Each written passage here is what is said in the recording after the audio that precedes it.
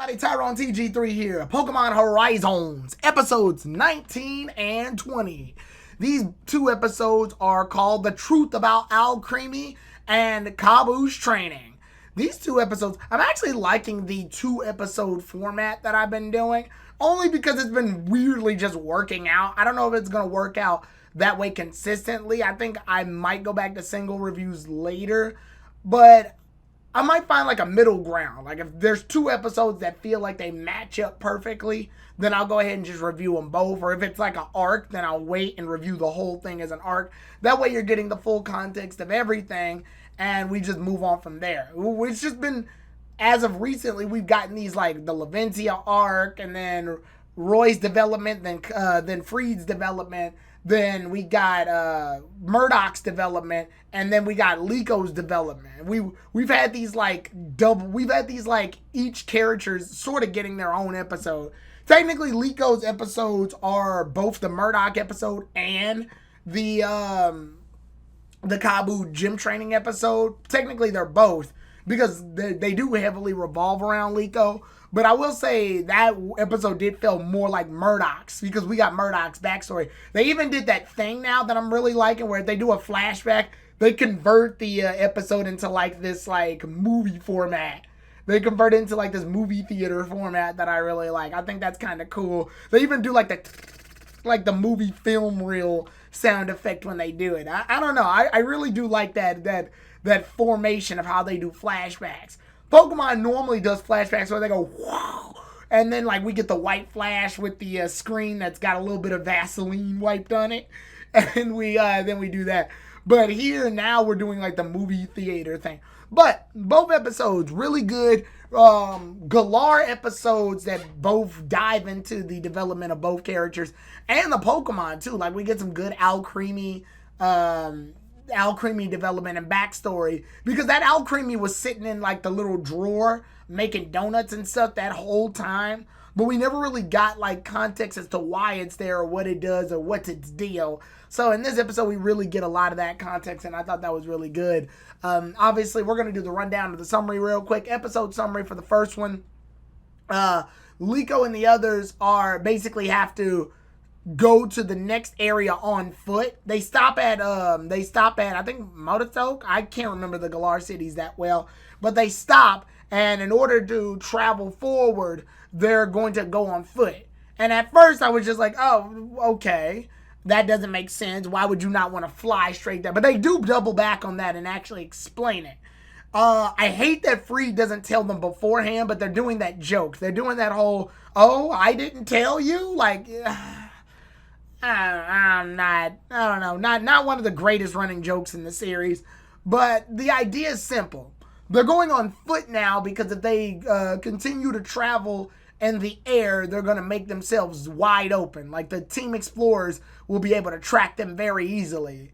So in order to avoid all of that, they're just going to go ahead and land in a familiar town and then go the rest on foot. That way it's harder for them to be tracked. It makes logical sense. I do like that. After that, Murdoch goes to grab some ingredients while the others go do fuck all, I guess.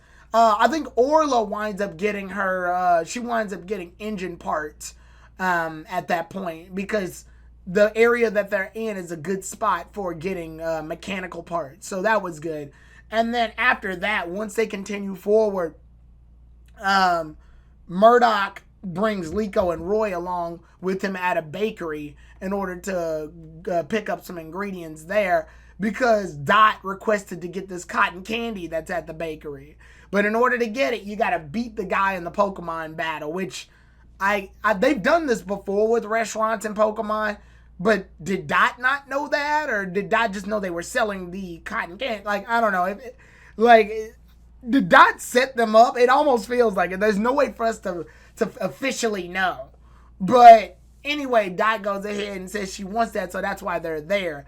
But unfortunately, that means that Murdoch gets nervous because he sees that one of the bakers that works there is someone that he used to work with a long time ago. I think his name was Mitchell. But because of that, we end up seeing that like that rivalry of them not wanting to talk to each other. And we get the backstory that when Alcremie was a milcery, it ended up helping them make a lot of their sweets. And then it wound up grabbing one of the strawberries and like spinning around because it was happy. And because of that, it evolved into the strawberry creamed Alcremie. And I actually do like that they actually go out of their way to have it evolve via the spinning way. That's pretty cool when you stop to think about it. And unfortunately, though, when Alcremie evolved into the strawberry creamed one, it wound up helping Murdock make his sweets better because they were like the strawberry flavored ones. And this makes Mitchell mad. This makes him upset. So he basically cuts ties between the two. It's a petty reason, yeah, and it all would have been avoided if they just had 2 Milceries. But I think I get it. I mean, not one of the greatest backstory conflicts. But the idea, I guess, is that with Alcremie's sweet being so sweet, it helps Murdock just become a way better chef by the long shot. And that slowly but surely gets to Mitchell. You can see, like, people aren't getting his matcha cakes as much as they're getting the ruby strawberry cakes. And unfortunately, it's making him bitter and jealous and stuff as time passes. And again, petty reason. I agree with that. I think what it is, though, is it's just, I think, the longevity of it. And he even admits he's in the wrong because he admits it's a petty reason and he probably should have just been a better baker and that would have just solved that whole problem. But we come to that conclusion. I like his Pokemon selection. He ends up having, I believe, Appleton and Swirlix. Or no, what's Swirlix's evolved form? I cannot. Slurpuff, yeah. Slurpuff and Appleton are a pretty good combination. I do like that. And then they end up having the double battle against Liko and Murdock, but it ends up turning into a baking battle, which eventually just winds up becoming a spectacle. And it's good to see how quickly they are able to get back together. So that kind of cancels that out because you would think, oh, that's such a huge divide over a petty reason as, oh, Alcremie evolved into the strawberry cream flavored one instead of the green flavored one. So yeah, at surface level, that sounds bad.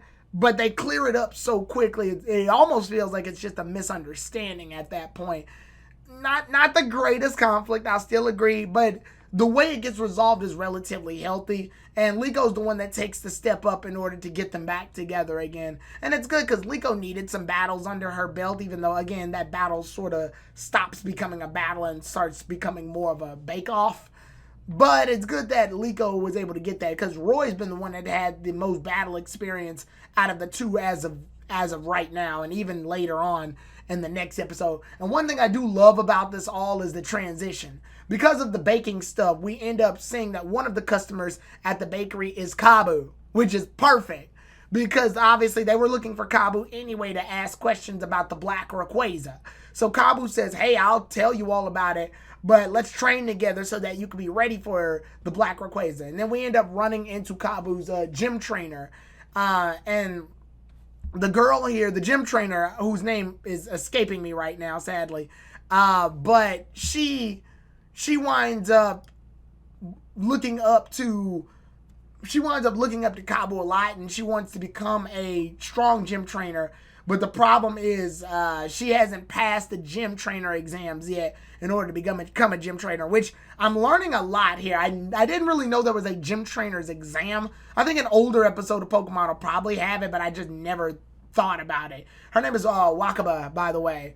And so they start off the training with Liko and Roy doing a contest against each other where Sprigatito and Fuecoco have to use their respective attacks in order to blow out candles from Litwick on one side while Roy's got to ignite the flames for the Litwicks on the other side.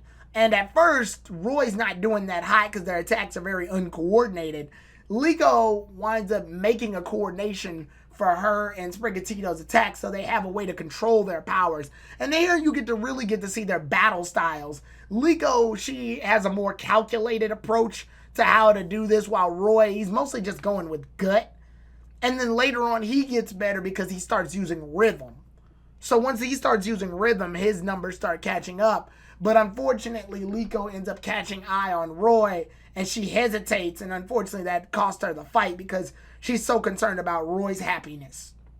We later move on to a double battle with Wakaba and Kabu, and Liko and Roy fight off against them two, and Fuecoco and Roy wind up fighting off against Kabu's like Scolipede, and we never, not Scolipede, I'm sorry, Centiskorch, and we never got to see Centiskorch like have a fight for real in Journeys because Journeys barely showed Galar Pokemon like that.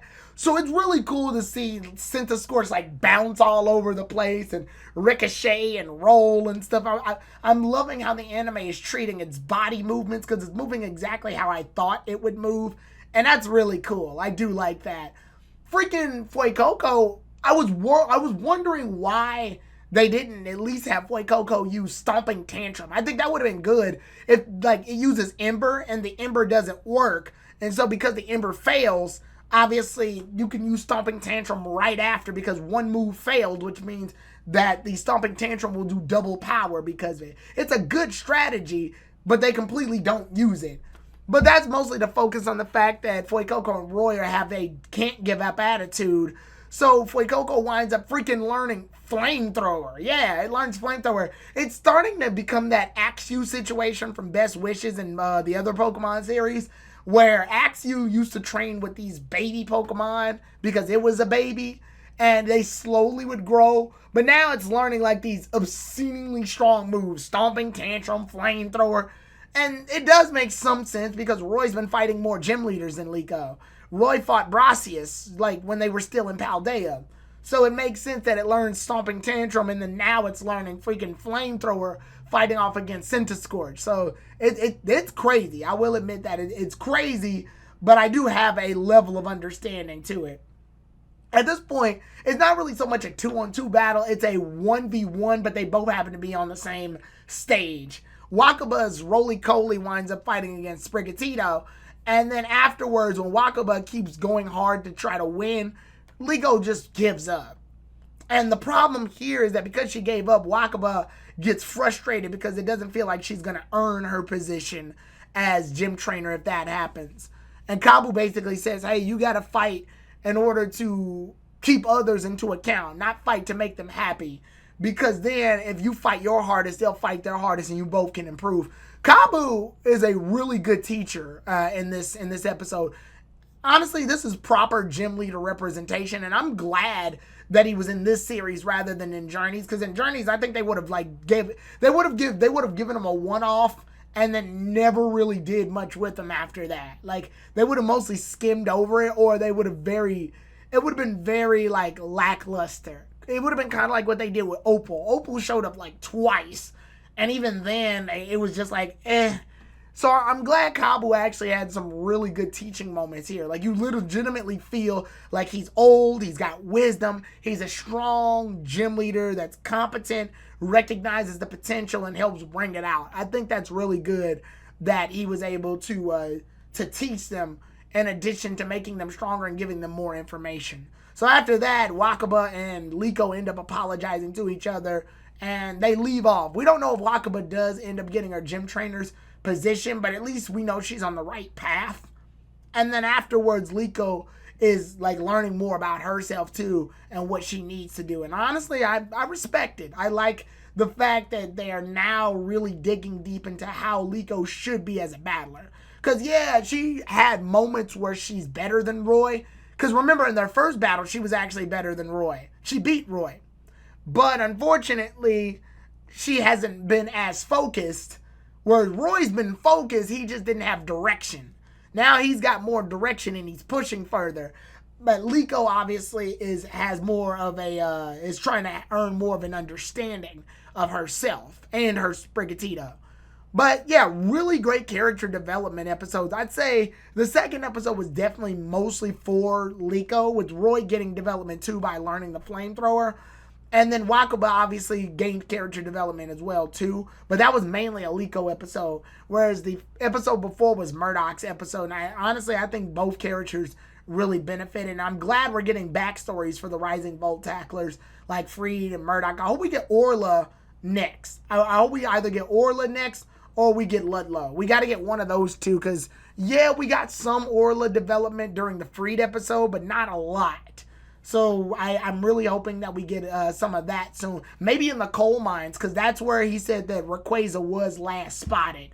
So that's where they're headed to next. And honestly, it's good. It's good. And I'm liking that they don't have to do like a villain of the day formula. It's really just getting to know these characters, getting to know these dynamics. These are the types of little bits that are going to make these episodes last a lot longer as time passes. Because when we go back to watch some of these episodes and like binge watch them, or if you go back to watch Horizons, it's definitely going to have its own identity, just simply because they decided to sit back and let these characters breathe and develop and grow and gain an understanding of who they are and how they work. So, with that being said, the next episode is episode 21, Hatenna All Alone. So, with that being said, can't wait to see it. I will see you all next time, everybody. Tyrone TG3, out. Yeah, I'm happy because that was my anime. I need to watch that. There's a bunch of anime. Yes! Yeah, we can't make it. Yeah, we're not Sonic. We're not Sonic. I come in with blue eyes. I got something for you, blue eyes, boy.